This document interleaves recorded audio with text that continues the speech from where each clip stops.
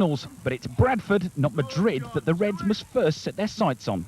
I think this is where the gaffer plays such a significant part as well. As a manager, he knows that we have to get 3 points at Bradford. And although the talk is about Real Madrid and about the European Championship, he will know that the bread and butter here is Bradford on Saturday. So we got to make sure and come back down to earth again and sure be focused on that game, which I'm sure we will too. Yorke will tomorrow come face-to-face with Dean Saunders, the man that kept him out of the Villa side in the 1990s and very nearly convinced the young striker to leave for Manchester.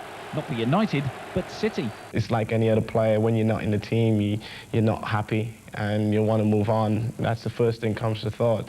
And in many ways, I'm happy that I haven't, I didn't get the chance to go ahead to Manchester City or to Wolves, I think, as well.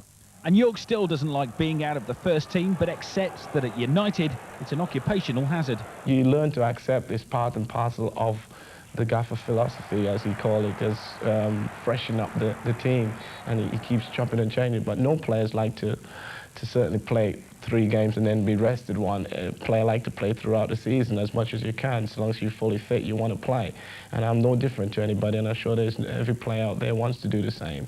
After a barren spell, Yorke is back on fire with 5 goals in his past 3 games, but is very modest about his image in front of goal. I don't think I'm a prolific goal scorer, but the past few years I've scored in the 20s. So it's one of them things that you just try not to think about and just go out and play.